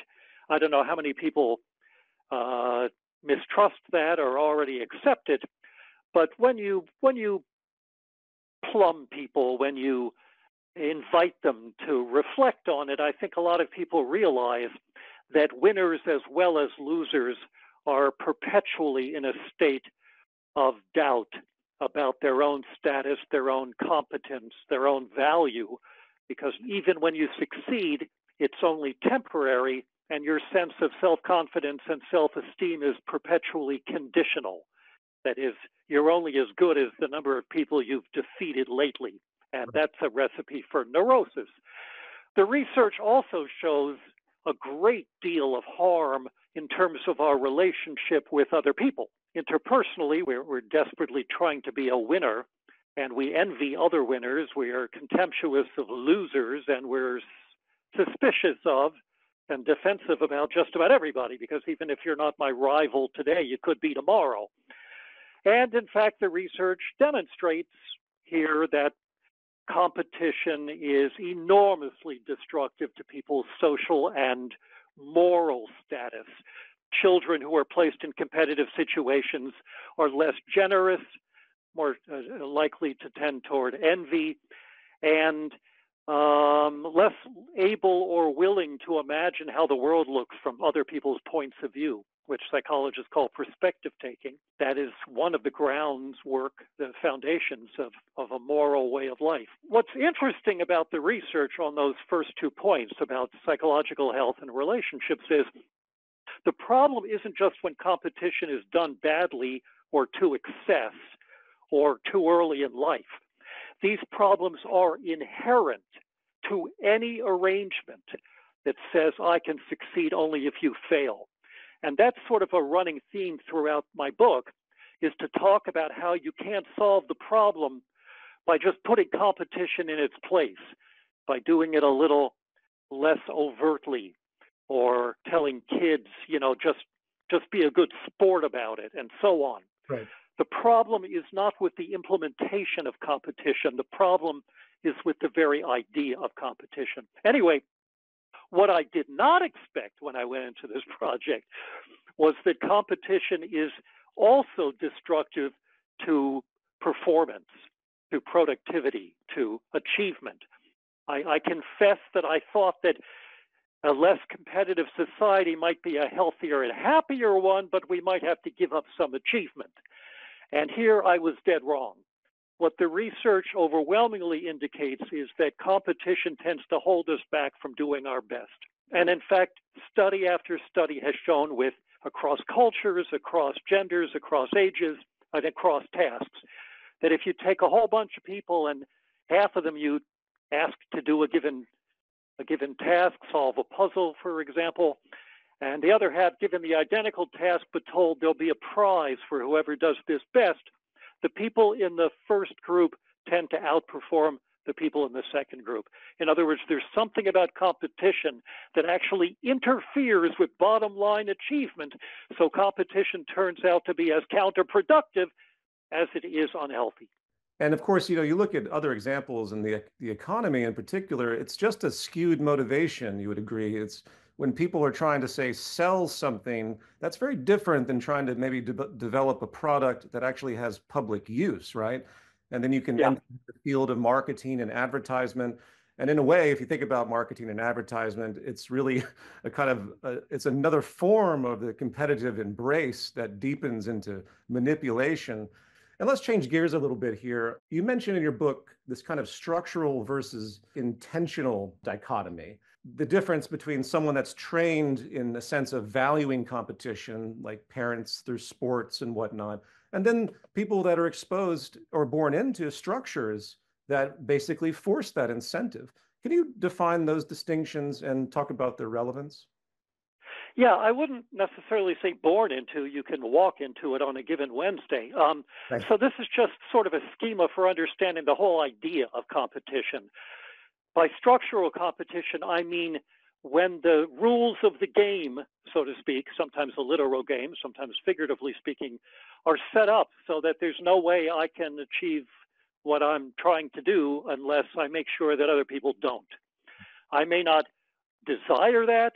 I may not be the kind of person who enjoys competition or wants other people to lose, but there's no way for me to get that job or succeed at in this literal game on the field, or do well according to what my teachers determine, and so on, unless other people don't.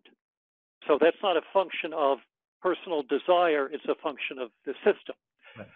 Intentional competition refers to individuals who, even though there is no prize being given out, there's no requirement that they defeat others, they feel a compulsion to do so. They don't feel successful unless they are winners, which is, of course, completely different from being excellent at something. And Right. by the way, those two concepts, I think anybody would have to agree, are different, at least in theory. I can write a book or cook a meal or build a house without ever being concerned that it outdoes somebody else's, right? I can just be concerned to do it as well as I possibly can.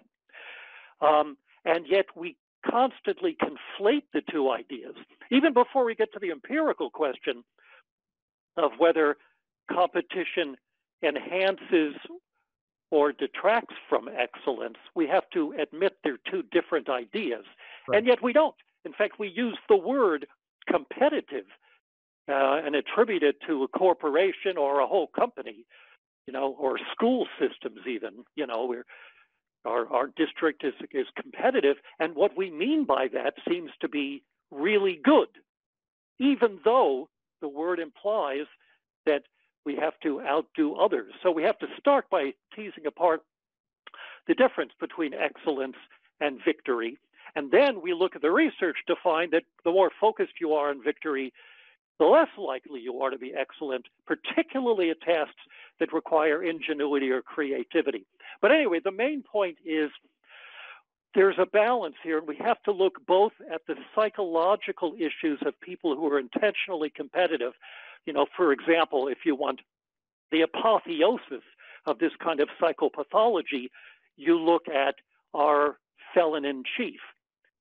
I mean, I've been using Donald Trump as an example of how not to be a human being for a long time. And while there are many aspects to his psychopathology, malignant narcissism among them, most of, as I wrote in an article back in 2015, most of his personality, of his dysfunction, is based on the idea that I've got to be better than everybody at everything. And he sees all other human beings as potential rivals. We've all met these kind of people, the kind of folks who have to out-debate you at a dinner party and so on, even though there are no prizes being given out for that. They look around the room and are concerned that they're the most attractive or the funniest or whatever, even in the absence of structural competition. So I guess I started this project by thinking about those two in some kind of balance, and both are important. But gradually, as I've thought more about this over the years, I've come to believe that the structural aspects are far more important and tend to drive the individual, the psychological aspects of this. I remember when the book came out, I commented to somebody that if people started accepting this research and questioning these beliefs, you would start to see books in the other books in the bookstore in the self-help section called 10 Steps to a Less Competitive You, because our society is so individualistic that we tend not to look at systemic or structural causes of problems. We tend to think it's just a matter of your attitude, your mindset, your orientation, and we're each left on our own to solve the problem. Absolutely. I could not agree more. And we'll touch upon that a little bit more in a moment. You made some excellent points there. Of course, I've always considered Donald Trump sort of an archetype of the amalgamation of our culture, both structurally induced and, of course, his psychology. You also mentioned something interesting regarding debate. I've always found it fascinating when you watch people debate, which is supposed to be some kind of investigation of a given subject, and it should be thoughtful and using evidence and such. But no, when we watch debates, particularly political ones, what's the end result? It's about who won the debate, as if that's a thing. And it's just truly incredible how ubiquitous this kind of thinking is. And that's built into the concept of debate. Right. I mean, we can disagree with each other in a discussion, right, but in a debate, the point is not to seek the truth. Right. The point is to outperform your opponent. I have described myself most of my life as a recovering debater. I was a very successful high school debater, and it took me years before I was able to say, that's a good point. I never thought of that. Right. Because you're trained to win, not to be right, and that's true of all debates. As for Trump, by the way, in a healthy society, a man like that would be viewed as an object of pity. Absolutely. But this is what happens when you get psychopathology in a dysfunctional culture that offers support for his pathology instead of seeing him as an object of derision or somebody who needs a great deal of help. Let's shift gears here, a slightly different subject. We'll come back to the structural issue. I was really fortunate to come back and read your book again. I've read it twice now. It does such an excellent job, and I encourage everyone to read it, of addressing another thing that's been long propagated by competitive proponents, and that is a kind of desperate attempt to link competition to some immutable human nature, from Thomas Hobbes to, in fact, a range of Western philosophers. It's almost as if, Western philosophy as a whole has intoned this idea as a form of justification that the early humans, the primitive humans, were the embodiment of our deepest nature, deeply warring, aggressive, and violent. And, you've sourced people like Margaret Mead, cybernetician, anthropologist, who did great research in the early 20th century. And there are some others in the modern era, even though they're kind of few and far between, such as David Graeber or behavioral biologist Robert Sapolsky. And they continue to pose these arguments that we've been misled about this idea that we have this ingrained warring, the whole society is basically a warring construct. This is something I've talked about a great deal and have also written about. But what has been your experience with this, even in the modern day? Do you still run up against this narrative? Yeah, not just with respect to competition. I mean, you've sort of blurred competition and aggression. Right. But there's any number of things that are just casually attributed to human nature, and they all tend to be negative. Yeah. Now, nobody says, well, of course he helped that person out. It's just human nature to be generous. Right. It's just human nature to be competitive, aggressive, territorial, lazy, stubborn, all the bad stuff. Which is pretty interesting, this sort of extremely doer view we have of our species. And it's interesting to think about where that comes from, how religion might be involved, and so on. And I return to it in my next book, which is called The Brighter Side of Human Nature, where the first chapter, again, why we keep attributing negative stuff to human nature and whether the research supports it.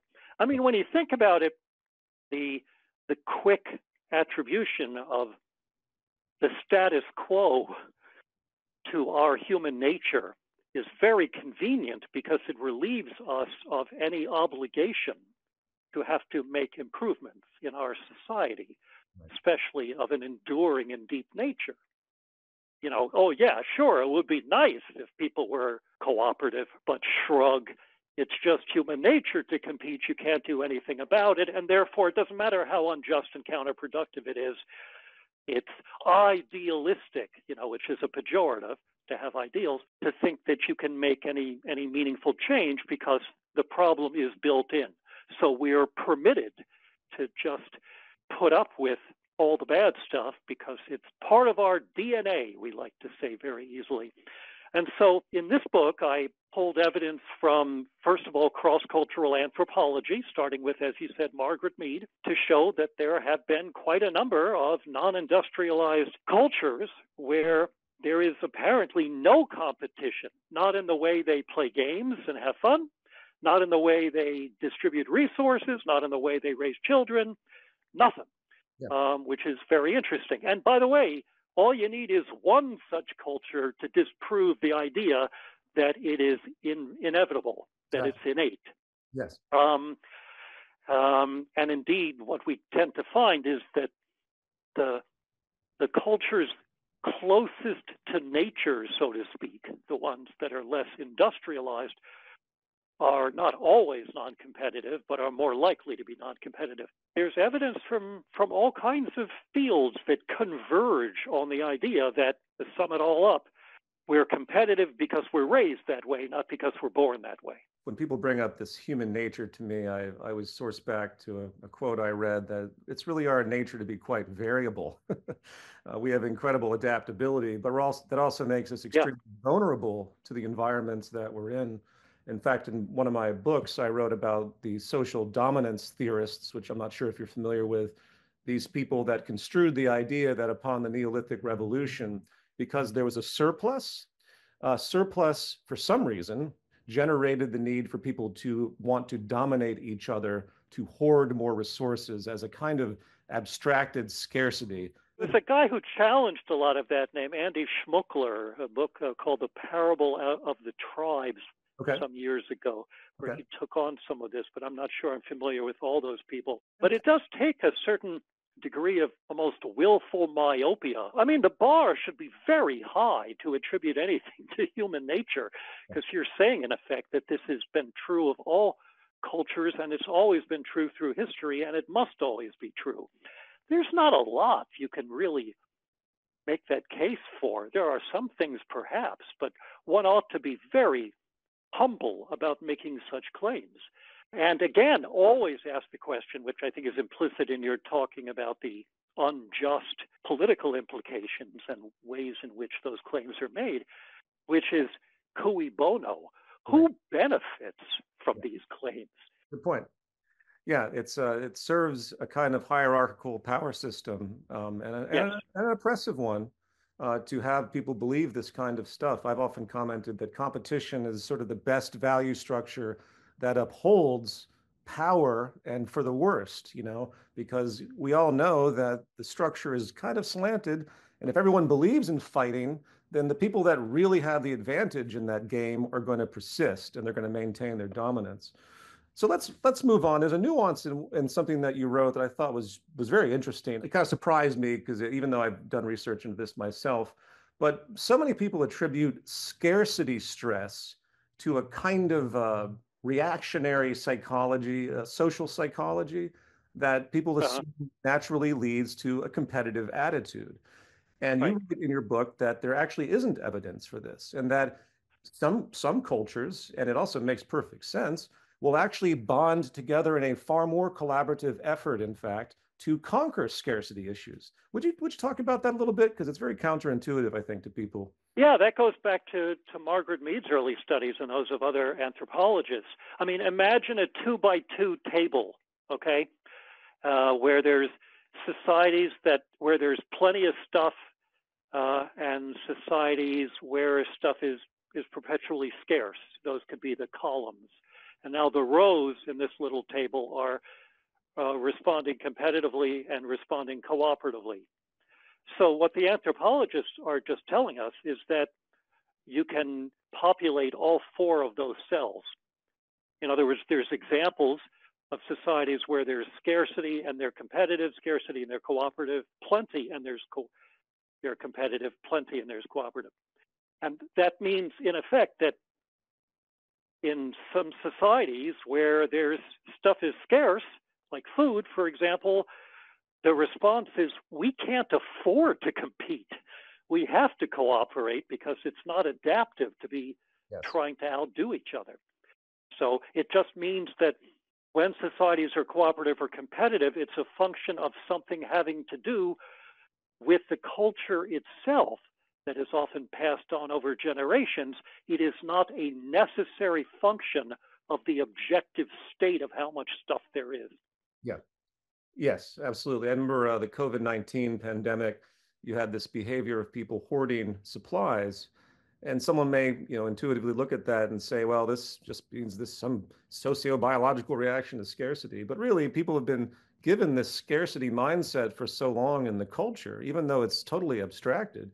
They just run out and feel the need to hoard. There's such a great correlation between that scarcity mindset and hoarding behavior. So the cultural element is definitely very pronounced. Moving on and speaking of how we can kind of change this stuff, Yeah. the core of your work in childhood development is truly fantastic, and that's the majority of the study that you've put forward, if I understand correctly. And I've read a good portion of it, and I've always followed that and really believed in part that obviously we have to impart proper values and conditioning onto children because it carries over into adulthood. And the educational system, we really have this sort of arcane, uh, highly hierarchical, grade-oriented, competitive gaming kind of psychology in the entire educational system. First of all, with respect to the whole human nature claim, it is rather ironic that if it's just human nature to compete, why the hell do we spend so much time carefully socializing children to do that Yeah. and to accept it as natural? That would be redundant if we had no choice about it. But in fact, we are training children from the earliest days. I use the example, the first game that I ever learned at a birthday party in which N children scrambled desperately for N-1 chairs. Yeah. That's a prototype of artificial scarcity. And you start learning this is what it means to have fun, is you have to make sure you triumph over the other people who came out to play. And when you get that message on the weekends and the late afternoons, along with spelling bees and awards assemblies and who's sitting nice and quiet as you get to go to lunch first, and on and on and on in elementary school, you get the message that life is about beating people. Other people are potential obstacles to your own success, which is the central message of the American elementary school. And it is destructive on many levels. First of all, it trains children to accept this as inevitable. and dampens any inclination to make change. But it also, as I indicated as we began talking, undermines self-esteem, destroys relationships, interferes with excellence, because children learn better in cooperative learning groups when they're in pairs or small teams learning with and from one another, according to the research, than they do left to their own devices, and certainly learn more effectively than when they're pitted against each other in a perpetual contest. And that continues to be the case as you go up through school. Yeah. The other thing that competition does, besides undermining those things, and which is also related to the achievement effects, is competition, like other rewards, tends to undermine intrinsic motivation, which means a desire to do things for their own sake. Yeah. So it doesn't have to be competition. That's just the most toxic variant. But any sort of extrinsic reason for doing something, a sticker, a gold star, a grade, $1, a pizza, offered conditionally on success, tends to make people less interested in whatever they had to do to get that reward. And I wrote another whole book about that called Punished by Rewards. But my point here is that the only thing worse than a reward is an award. See the difference? Yeah. An award is a reward that has been made artificially scarce. Yeah. So not all grades are competitive. Mm-hmm. A teacher can say, the point in here is to get an A, and I hope all of you get an A. All of you can if you do this quality of work. So my heart sinks, because this is not a classroom that's about learning. Learning has now been made into a tedious prerequisite, something you have to get through in order to get the good grade. But if you really, really wanted to destroy both excellence and interest, you would say, not only is the point in here to get an A, but only a few of you are going to be able to get the A. I'm going to rank you. You're going to be graded on a curve. Now I've taken a bad thing and made it even worse. It's like adding the arsenic of extrinsic motivation to the strychnine of competition. And each of these aspects of childhood and education has alternatives that turn out to be not just more pleasant, but a hell of a lot more productive and constructive. And I added, when I did a revised version of No Contest several years after its publication, the one big chapter that I clunked myself over the head because I realized it was missing and important is to talk in detail about what cooperative learning means in a classroom. So there are alternatives, and some people get them, and they are implemented in some classrooms and schools, but obviously not enough. Yeah, and I really encourage parents out there to absolutely investigate the work that you're doing. It's just so pivotal. I remember from my own education, just the nature of how things were pushed in terms of motivation. I remember, for example, I grew up as a classical musician, and it was a very competitive environment, entering concerto competitions and, things of that nature. And it really did stifle a sense of development. It also generated, again, as you pointed out earlier, a tendency for inferiority, where you're dealing with sensitive performance issues or learning, where so many of my friends, they just did not feel, they didn't enjoy playing music, I would say. They felt so intimidated by the environment. In fact, when I was in elementary school studying musical studies, the teacher would give us, as you pointed out, little stars for how well we performed a given passage of music. And at the end of the semester or what have you, they would give us some reward if you had the most stars. So what did we degenerate percussionists do? We broke into the lockers of all the violin players and stole their stars. Which again speaks to how it corrupts people's sense of motivation. Of course, and their interest in music. Yeah, I mean, high school, they have music festivals, which are not really festivals at all. They're contests. I love the way we warp the use of language. Or same with science fairs, which are not really fairs. We ruin it by turning it into a contest. In orchestras, there are challenges to be first chair and so on. And I've talked to a number of music educators who have tried to push back against all of this. to rotate kids through different chairs in the orchestra and so on, so they can hear each other play, not so you have to ruin it by turning it into a contest. Yeah. And let's conclude the conversation by Yeah. going back to something you said at the beginning, which I completely agree with, regarding the importance of structural change, whether it's the educational tradition or whether it's the economy and the social system at large. I don't know, it's such a strange conversation to have, especially politically, when you start to criticize the structure of, say, market capitalism or market economics, which I think we'd all agree is a kind of near zero-sum game environment. It's scarcity based. It's kind of hard to be collaborative in a system that doesn't really reward that.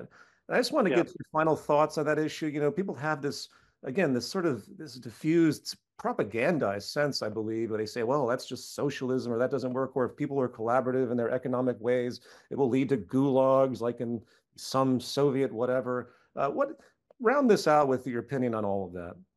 Well, I mean, the last is a matter of tendentious rhetoric separate from the substantive arguments about competition. There will always be people who will use poorly chosen historical examples to fend off meaningful change, or to conflate democracy with capitalism, Right. or socialism with Soviet communism. I forget if it was Mike Harrington or Noam Chomsky who pointed out that, ironically, the United States and the Soviet Union as adversaries shared one thing, which is it was in both their interests to pretend that Marx's democratic socialism was equivalent to what the Soviet Union was doing. Yes. See, the Soviets could point to that as proof that we're completely consistent with, aligned with Marx's humanist vision, which is false.